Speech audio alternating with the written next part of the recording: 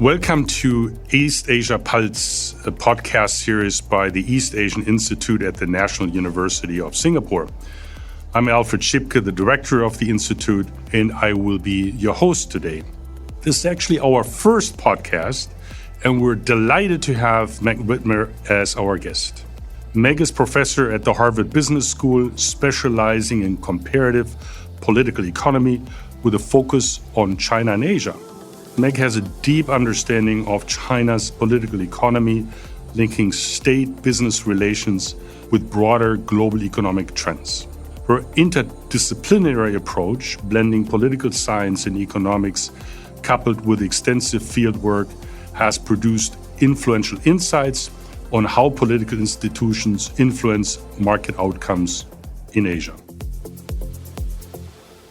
Welcome, Meg, and thank you very much for talking to us today. Thanks for having me. And I should say it's terrific to be back at NUS, where I spent a very productive sabbatical in 2016-2017 while I was working on my second book. So anything for NUS. Thank you very much. You actually just arrived for our conference on industrial policy here, and you came from the US. First of all, I'm very happy that you made it, that the snowstorm didn't hit Boston. But a key question there is how US companies, and by extension other global companies, are managing increasing geopolitical and national security risks, especially those linked to US and China tensions. You've actually co-chaired, in collaboration with the US Chamber of Commerce Foundation, a very interesting project that focuses on risk resilience, with the objective of assisting companies in understanding how to manage these risks. What are some of the key strategies or ingredients for companies to manage these rising geopolitical and national security risks effectively? Or in other words, how can businesses better prepare for disruptions stemming from US-China tensions? Obviously, if I had the silver bullet, I would have a different job than the one that I have. But indeed, I've been doing research on this for about a year and a half now. And that research has been really terrifically productive for me intellectually. So my co-chair, David Fagan, is actually a CFIUS attorney, so the Committee on Foreign Investment in the United States. So he has this interesting position where he works with the U.S. national security community as well as the corporate sector and has the trust of both sides to negotiate those kinds of national security agreements, mitigation agreements, as companies are investing in the United States or making acquisitions with regard to their geopolitical ties. And of course, I'm an academic. I'm not a policymaker. I am not a partisan person. I am here to get good data and have recommendations that are based on good data. So what have we learned? So there's a kind of two things, and I want to focus more on China. So generally, economists like to think of shocks, and we have had 5, maybe 6 geopolitical shocks over the last 7 or 8 years where companies are really taken out of business as usual and forced to rethink everything they're doing operationally, supply chain wise, how they manage employees, know your customer, how they deal with reputational risk. And those are the standard cast of characters that you might think. COVID and what it did to supply chains, Russia's invasion of Ukraine. I would say separately, the enormous sanctions regime. We have 140,000 companies that basically got out of Russia very quickly in anticipation of those sanctions.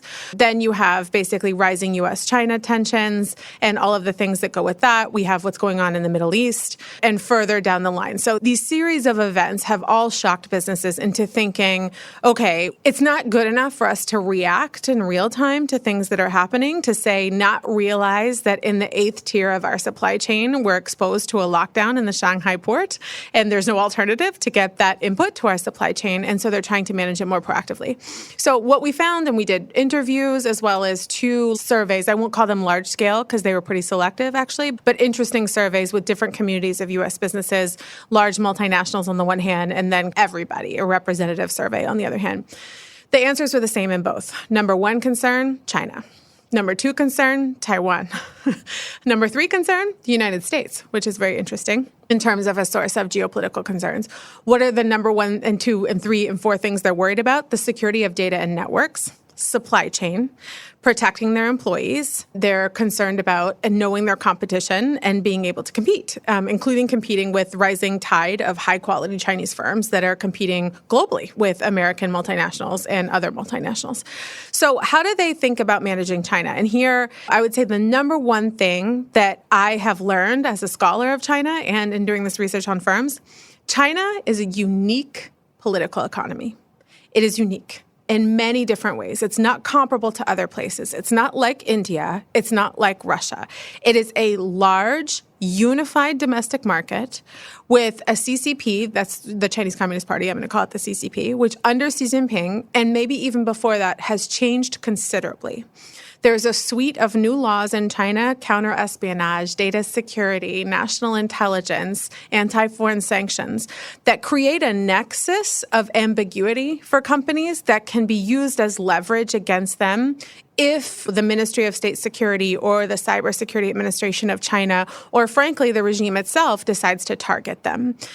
And so in combination, those elements of China's domestic political economy plus Made in China 2025, which launched in 2013 to 2015 nationally, to engineer this large-scale upgrading of the Chinese economy such that it was resilient to external shocks and to the weaponization of global supply chains.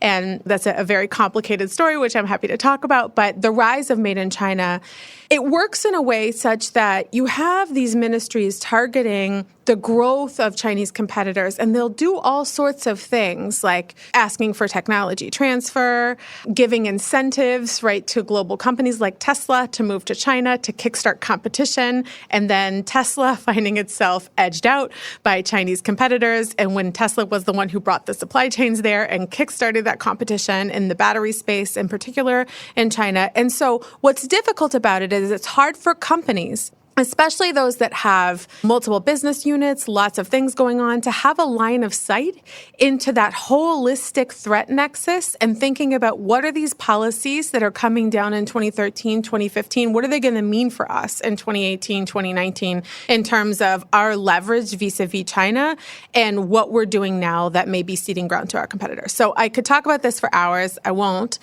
The punchline is that what we're recommending in this report is that companies that are exposed to China in multiple ways, so say they sell and buy from China, they have Chinese competitors and they have R&D in China, they have Chinese competitors and they're selling in China, so more than one way, and they're in sectors that are globalized, consider having a governance framework where they have a committee that's organized, reports to the CEO and the board, and it is charged with collecting information about China, getting input from different business units about both the company's strategy in China and what's happening on the ground for their different business units in competing with China, in China, outside of China, and has decision-making power.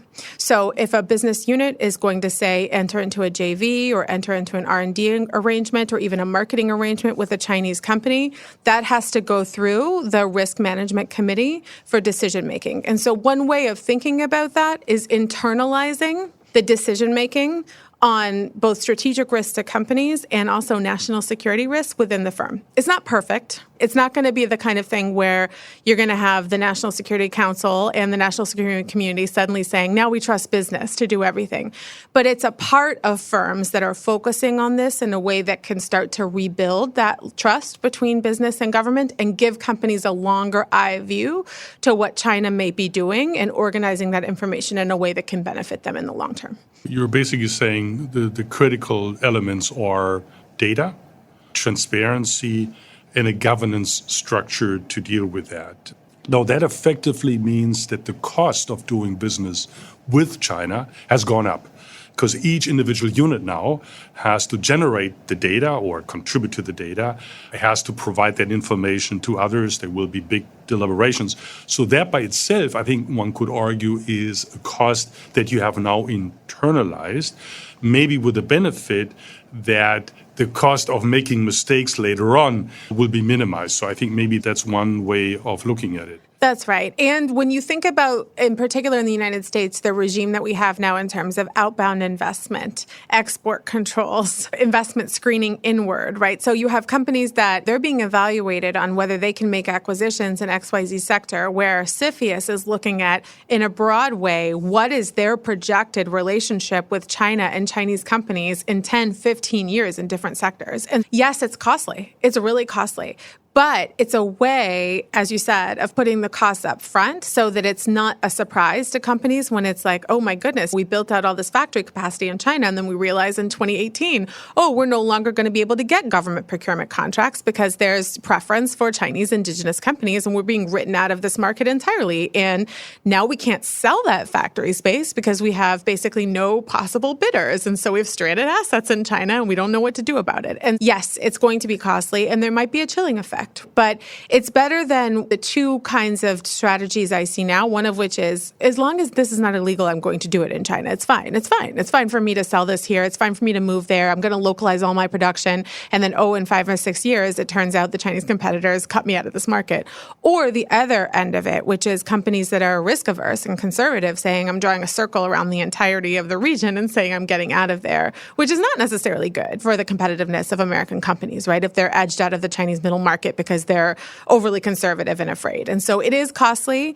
And it's not a one-size-fits-all model, right? So companies will have to figure out how they tailor this to do what's best for their resource expenditure and their decisions.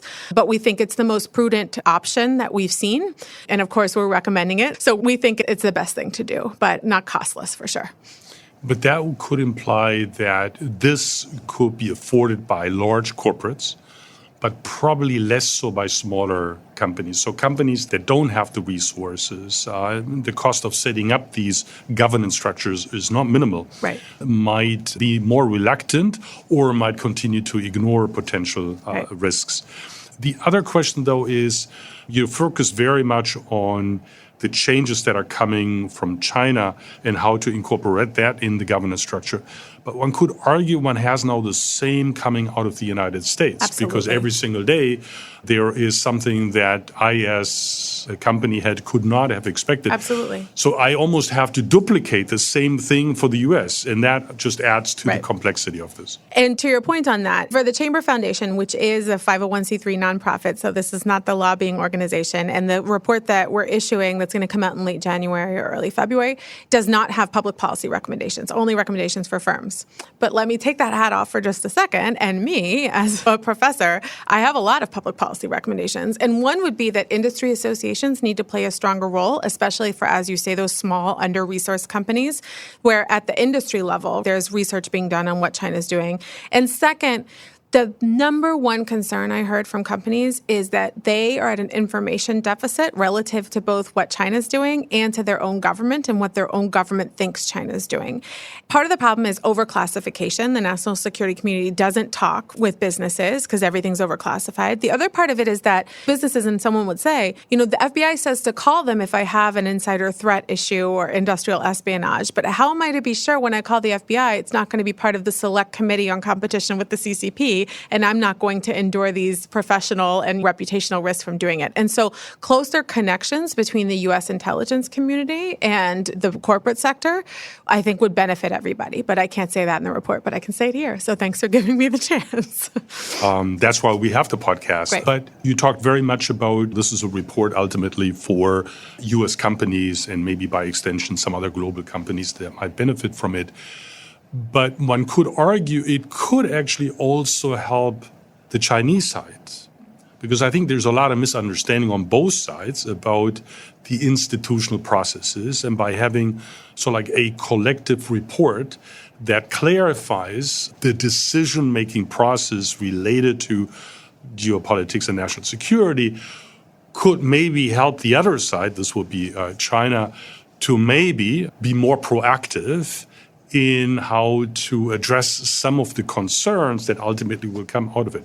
Would you agree with that? I would love if that were true. I would love it. And, I spend a lot of time in China saying, here is what the problem is, right? When I'm asked by my Chinese interlocutors, and they'll commonly say something like, Trump did a U-turn on China and Biden hasn't reversed it. And I'll say, no. Actually, it was Obama who was the first to use the CFIUS power to block an acquisition. And here's why. And a lot of what's happening with Made in China 2025 or this new legal regime, which I was mentioning, it blurs the boundary between firms and the CCP, such that if you remember 15 years ago, it would always be like, oh, who really owns Huawei? And now no one cares who owns any Chinese company. If it's a Chinese company, the assumption is that the CCP has incursive power to interfere, right, with what the governance of the company is doing and commandeer the assets that company has, which may include data, may include sensitive IP, et cetera. And so when I explain, these are the problems. This is what the problem is. No, it's not just that there are Chinese competitors who are, edging up against American know-how and different things. No, it's not just that the U.S. wants to keep China at a low level of development. There are security concerns that are coming from these specific institutions. And if you can see that, then you can see that. I have to confess I'm a little pessimistic about it because we're at a place in the U.S.-China security relationship now where it's very hard to rebuild trust, and it's very hard to see a world where we can go back to a place where people seem to think that there was a difference between Chinese firms and the state. And so I hope for that. I hope for that level of transparency. And I'm really into transparency and third-party verification of everything and due diligence and accounting as a solution. This is my most boring idea, but I love it, which is accounting, right? Having auditors and accountants tell everyone who the end user of this is, who's the beneficial owner. But I do think realistically, we're at a pretty difficult point in this relationship. It's hard to recover. Maybe that is one of the messages that our Chinese colleagues can take home from our conference over the next 2 days, and I'm sure we'll talk a little bit more about that. But that is a nice segue to another part, and that is also very much at the core of what you're doing, and that has to do with institutions. And I think, at least from my own experience, is that often U.S. and Western policymakers, businesses, look at China often through the lens of advanced economies. And, while China is indeed at the cutting edge in many areas and increasingly a leader, ranging from advanced manufacturing, AI, and autonomous driving, and whatever else you want to throw in there, but it's also true that, China itself, many parts are close to a developing country, and that is reflected also on the institutional side. My own research actually highlights that institutionally, China is actually more behind than where it is on the economic and business sides, which is not surprising because institutional changes take a lot of time. Often they require a crisis, and we know that from the US and other countries. The example that I could give, and there are many, it's maybe a little bit more technical, is if you look at China's Ministry of Finance, for example, it operates like a treasury, where it takes in revenues and it spends. And when the economy slows down, then there is the inclination to also cut spending or spending growth. And so what it does is it actually becomes a pro-cyclical Ministry of Finance. So it is not a modern aggregate demand management type of Ministry of Finance. And often people are looking at China and wondering, where is the Ministry of Finance in all of this? So not many fully appreciating that institutionally, the Ministry of Finance is maybe 20 years behind where China's economy is. And now, of course, it has this global footprint that whenever there is a shock in the Chinese economy, it not only hits China, but it hits everywhere. The rest of the world. And we see that more recently also from the People's Bank of China that is now starting to talk about maybe targeting an interest rate similar to that of the Fed or the European Central Bank. Where do you see in your engagement with businesses and policymakers in the U.S., where are the misunderstandings and how can these misunderstandings lead to flawed conclusions either on the business side or the policy side? It's a great set of questions, and I've learned a lot from you about this, about the Ministry of Finance in particular, which I tell my students all the time, just the amazing facts about even who staffs the Ministry of Finance, how many people they have working on issues. How many people is it who are working on local government debt? 5 to 10. So that's unbelievable. right? And I've learned a lot from you about this. And my first book was on land and China and land and property rights and the nexus between real estate and economic growth. It was published in 2015. And the conclusion of that book was basically, there's not really a solution to this, barring extraordinary institutional change. It's not going to be a kind of cataclysmic 2007-8 U.S. style, real estate contagion that takes down banks. It's likely to be more slow moving, but basically they've got to wean themselves off this. And it relates to the fiscal system and the financial system, and it's got to happen. Then my second book was about the finance system, basically. And they're not necessarily the People's Bank of China, but how equity markets work and how bank lending works to the private sector. And of course, the institutions are different. And so let me put on my political scientist little graduation cap here, because my PhD is in political science rather than economics. So let me pretend to be a real political scientist, which I really am now.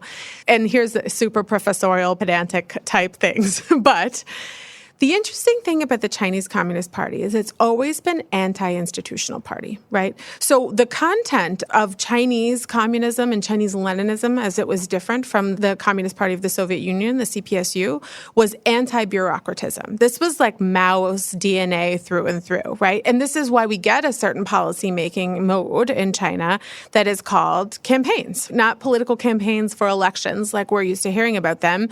And I tell people all the time, you've lived through a lot of campaigns. Zero dynamic COVID, one child policy, made in China 2025, Belt and Road is a campaign.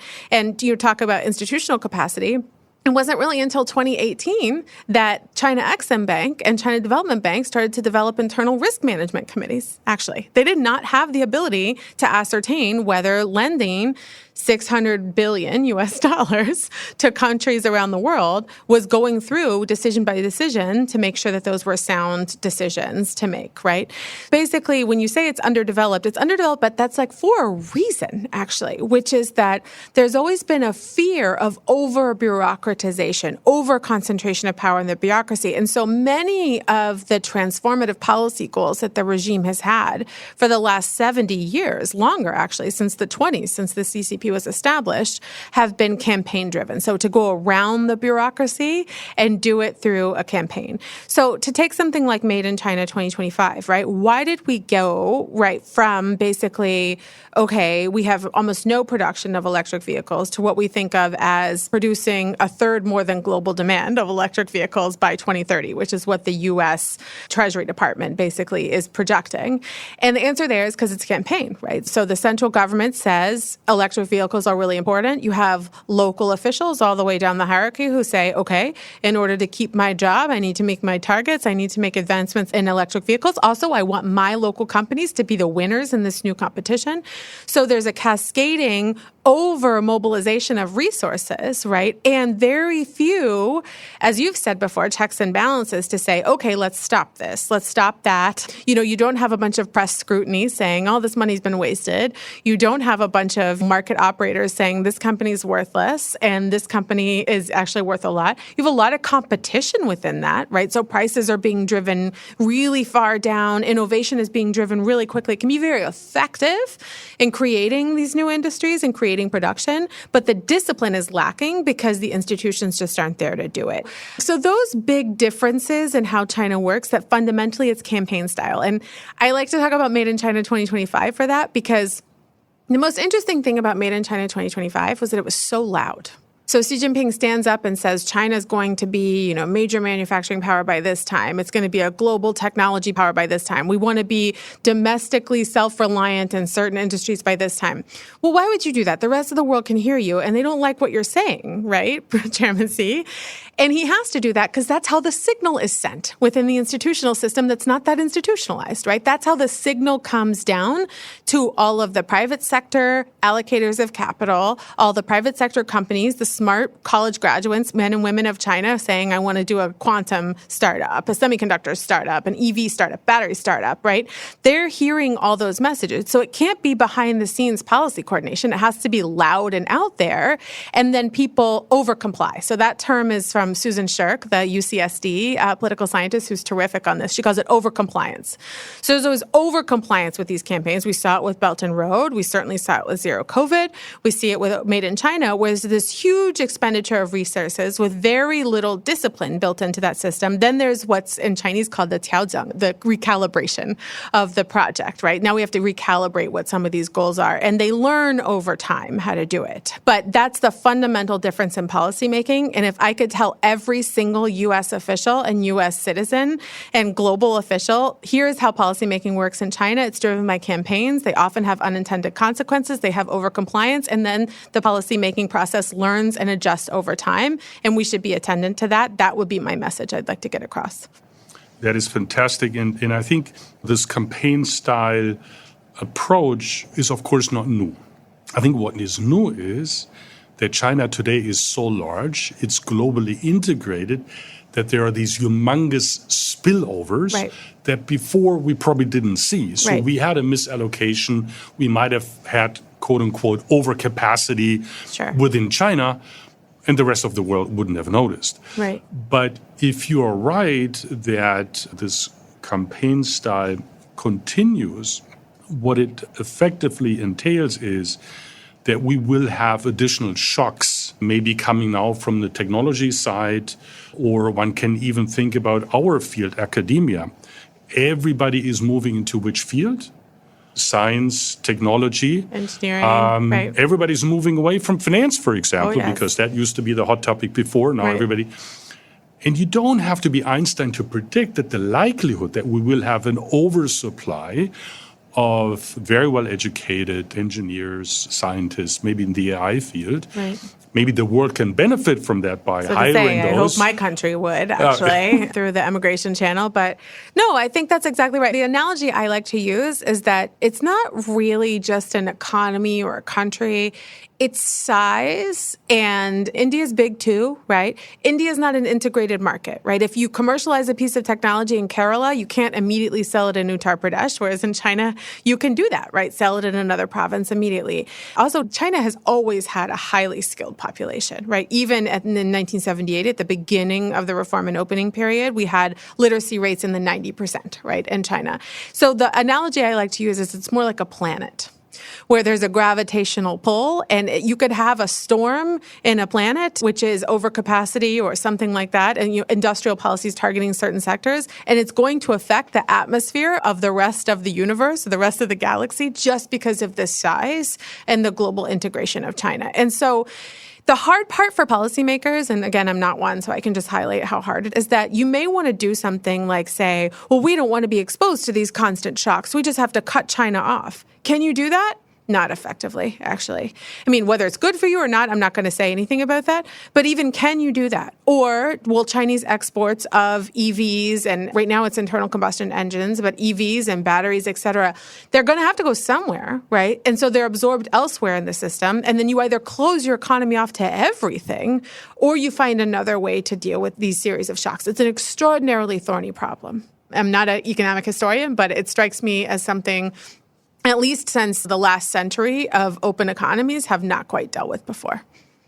But that means that they're coming from the more academic side, or those who are trying to help others understand. There are actually two parts of the story. You're talking very much in a perfect world, you try to help Western companies, policymakers better understand the dynamics, so that would allow you to anticipate the next China shock, which is not necessarily maybe by design, but it is because of how the system operates. But it then also gets to a point where there is also a message for China and Chinese policymakers. And I think we're at a very early stage here. And you mentioned it earlier, all institutions in China are focused on the development of China. They actually have little information how the rest of the world operates, because their focus has always been on developing China's economy. Now, there are spillovers, and the spillovers get bigger and bigger, and then there are spillbacks. And I think we're now in the phase where we have these humongous spillbacks. So even if you are somebody in the political system, in the government, that is truly focused on developing China, you cannot be oblivious to the fact that there will be the a rest of the world will spillover, hear and you. it will be, and we see that and now. there will be real backlash. And there is a backlash, whether it came from Africa or it is now coming from even very China-friendly countries Sure. that are confronted with the sudden surge in... Are we going to have a role for Malaysia and Thailand and Indonesia in the energy transition? Are they going to have domestic producers of solar PV cells? Are they going to have domestic producers of batteries? And if they open their markets totally, then they might have an issue where they're immediately flooded with Chinese goods, and it's difficult, right, to get domestic producers off. It's not just a security and a geopolitical backlash. There's a genuine kind of trade conflict channel that I do think you're right. Chinese policymakers have to hear that. And there are things they can do to deal with those things. There's a whole record of history from Japan in the 80s and 90s, everything from voluntary export restraints to currency arrangements to FDI as a solution to some of those things, which is complicated by the national security concerns in the current moment. But it's not as if it's impossible to solve some of these problems, but it does take recognition from all of the sides. I mean, I'd be curious in learning from you. You speak to our Chinese colleagues, I think, with a lot more frequency than I do these days, partly your history and partly where you're based. But are they talking about overcapacity and the problems generated by China's system right now in a way that you can hear? I think it is early stages, but there is a discussion, and we hear that also, where there is a realization that institutions in China need to anticipate and have a general equilibrium view of how their behavior ultimately is going to impact other parts of the world, and then what the spillback could be. And maybe either think about solution to that, and I think that's what you were alluding to, or maybe proactively, possibly constraining yourself into running Domestic into direction, reform. domestic direction. I think it is early stages, but there is a discussion, and I think the points that you're making are quite insightful. And you see that in government documents, Third Plenum, for example, where there is now open talk about China's investment abroad as a response to there are limits to trade with the rest of the world. So one way to substitute that, and that would be similar to what Japan did in the U.S., we are setting up production facilities in Southeast Asia, potentially in Europe. We have to wait and see. Potentially, and I'll ask you a question. Sure. Even You're going to make me say my provocative thing. Okay, fine. In the United States. But even here, there is the risk that if you now have a campaign that says invest abroad, there are now KPIs for local government officials to basically encourage, investments abroad. And it's not so clear that the government official, with all the effort and expertise that he or she might have, has a good understanding of the cost and benefits of doing it. So you could have major outflows of capital, and we see that in the data in terms of commitment data. It has skyrocketed. And some of them might not be in the areas where ultimately the return would warrant the investment. So again, there's also cost to committing capital and not fulfilling it. I mean, I've been spending a lot of time talking to Mexican officials recently, actually, as part of this research on global EV competition, et cetera. And the Mexican officials are like, look, people get really excited when BYD says there's going to be a huge plant here. People seem to think BYD is going to employ a bunch of Mexicans, which they will, but they mostly employ robots. And so, what is the expectations and unfulfilled expectations that come from all of that? But as you said, with the Belt and Road, it was the same thing, right? This kind of political exhortation, go abroad, which meant a lot of political pressure for Chinese banks to lend to SOEs who had no downside. So someone else lends the money, we get the contract, all good for us. You're taking on the risk, China Exim Bank, but they couldn't say no because there was a political imperative to do it. And the local officials, and here I know Yasha Huang is also coming to our conference, and he's terrific on this, which is that China is fundamentally this Leninist system. When you say KPIs, local government officials have these country responsibility contracts. They get bonuses and promotions and retain their jobs based on meeting these things. They're good at numeric targets, not qualitative discernment of whether something is a good or bad investment. I think there's always the risk here. And when you say the early stages, I really do sense that there's been a change over the last year since the exit from COVID and the depths of the economic struggles in China. As you said, to your point about the Ministry of Finance working as a treasury that's pro-cyclical, now they are talking about deficit spending and government bonds as a solution to that. We have the People's Bank of China moving towards interest rate targeting rather than capital or credit volume targeting, which doesn't necessarily mean that they're going to price risk appropriately, but it does mean a move in that direction. And it seems to me that there's some coalescing of a sense of policymakers that the old investment-driven, campaign-driven way of doing things is not going to get them out of the problems that they have, especially given this backlash from the rest of the world. And so where that goes in 2025 is almost literally anyone's guess. It could go in the direction of, actually, I think profound reform is not impossible to imagine, even under Xi Jinping. I mean, he's not going to privatize all the SOEs. He never was going to. No one ever was, is my particular view. You may have a different view of that. But the idea that there could be something, a really catalytic set of reforms in response to what is a pretty serious social crisis in China right now, or in response to something from the Trump administration, or if the Trump administration gives China a little bit of time to breathe, maybe that's when they can undertake some of these things. But the idea is that, okay, we have to look at managing a modern, globalized economy with different tools than the ones we've used over the last 30 years. Those seem to be really materializing in a way. And so I always learn these things from you before I know what questions to ask my Chinese friends. So thank you for that. But the thing I think here is you mentioned local governments, and I think this is maybe also part where often Western observers don't have an appreciation how decentralized part of this process is. And changing that is equally difficult, and especially as it comes to the KPIs of local government officials, like you said, having a numerical target for investment or growth is relatively easy. Now you're saying, well, you need to manage social stability or the quality of the productive forces. So I think there is now, this is something that some of the universities in China, including some of the people that will attend our conference tomorrow, are actually trying to focus on is how can we change the behavior of local governments. But it's not easy because it will be a lot more difficult than it was before. But I wanted to ask you something a little bit more related to our academic world, and we have talked about the geopolitical tensions between China and the US, but it has not only impacted businesses, it has also impacted, unfortunately, academic and cultural changes. Compared to just a few years ago, Chinese academics and researchers are more reluctant to travel to the US. Same thing is true for our American counterparts.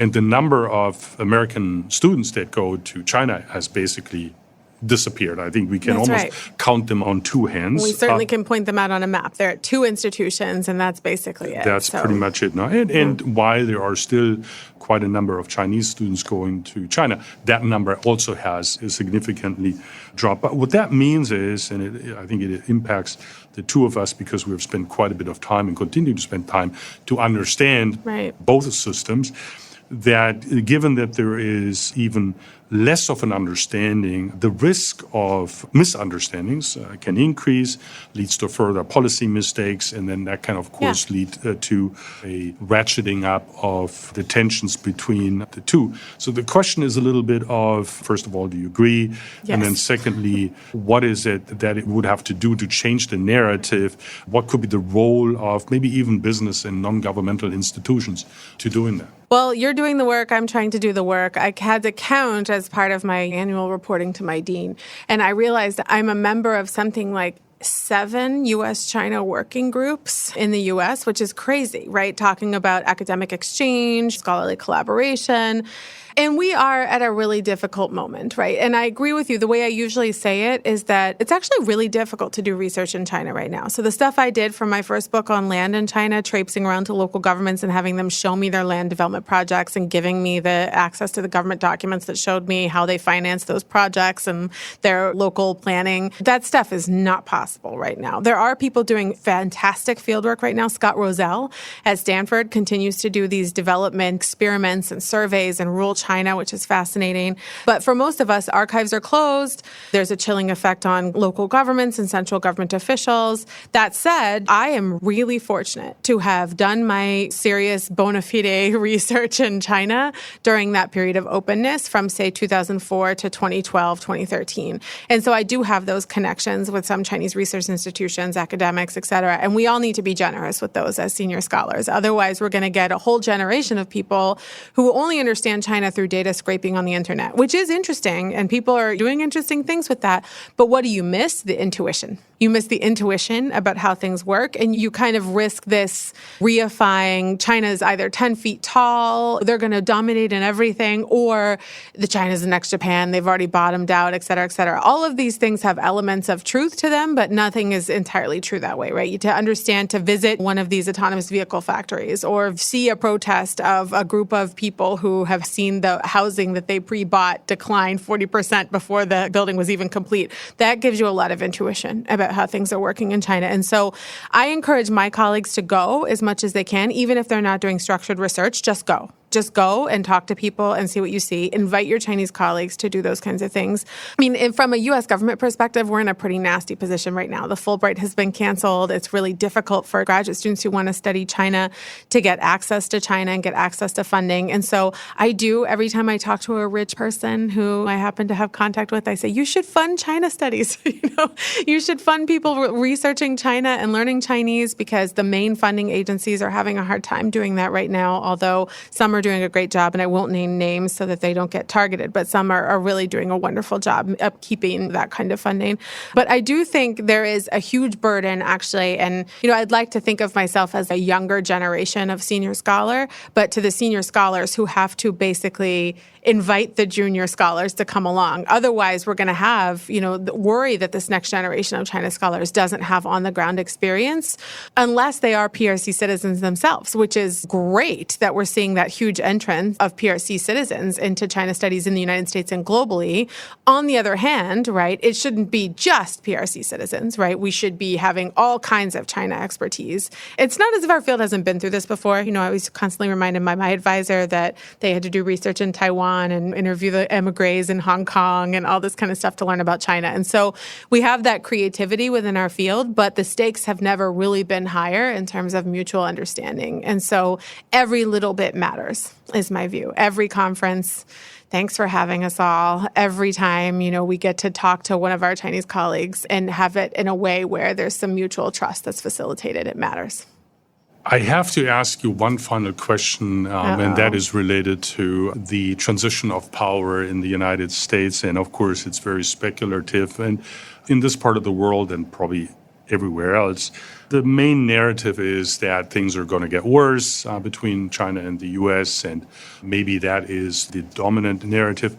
But the question is, could there be some upside? Could there be some surprises? And I know it's speculative, but at least I wanted to give you the opportunity. Sure. So, it's interesting to be here at this moment because I was in Singapore during Trump's first election in 2016 and the inauguration in 2017. And so at that time, I remember going to governments in Indonesia and them saying, what's Trump going to do in Asia? And I'm saying, I have no idea, but the man is not a globalist, right? So I have a unique perspective on it in some ways. It's become fashionable to say, oh, he's a China hawk and he's going to get a bunch of China hawks. Show me a China dove these days. Where is one? I don't see one, right? So everyone in D.C. has something to say about competing with China and dealing with the threat that is China, et cetera, et cetera. There is differences of thought in terms of what they think the real issues are. He's got Mike Waltz as the National Security Advisor, Marco Rubio as Secretary of State. Those are people who care a lot about Taiwan. They care a lot about the South China Sea. They care a lot about democracy and autocracy, et cetera, et cetera. Then Trump himself, I'm not convinced, cares about those things. I think he cares about deals and he cares about numbers. What's the trade deficit? What's this? What's that? And he did a pretty remarkable thing, which is he invited Xi Jinping to his inauguration. It's not feasible Xi Jinping would ever come to his inauguration, but what a thing to do, right? And he seems to think that he has a personal relationship with him. And maybe he does, maybe he doesn't. I have no access to that. But I guess I just want to plant a little seed. It's not impossible to imagine that Trump makes some sort of grand bargain with China. There's a kind of a meme of Nixon in China, right? Why was it Richard Nixon, the most anti-communist of all anti-communists, Republican presidents in the United States, who was able to establish and kind of normalize relationships with the People's Republic of China? Because he was the most hawkish one. The doves can't go there. Only the hawks can go there. And it's a meme in analyzing American politics, Nixon in China, for a reason. We talked about FDI as an adjustment to some of these trade imbalances. We talked about the ways in which the U.S. and China could possibly work together cooperatively to deal with some of the trade issues. And I really can't imagine anyone but Trump who could feasibly, politically maneuver some sort of deal where they say, okay, we have an agreement on trade. China's going to actually buy this much from us. And, whether China can fulfill that, as they said they would in 2020, we have no idea. But it's possible that there is some sort of deal. The European Union is now saying Chinese batteries companies have to transfer their technology to Europeans. If it's good for American workers, it's good for the American industrial base. There's only really one person in American politics right now who could railroad that through. And I'm not saying I think this is probable. I'm just saying if I were an American company or a global company, I would be preparing myself for a wide range of outcomes, including increasing securitization and movement toward decoupling. But the possibility of a deal, especially with someone like President Trump, is always there. On that hopeful, even if you articulated the probability of that might not be 60%, but still... Not impossible. It is not impossible.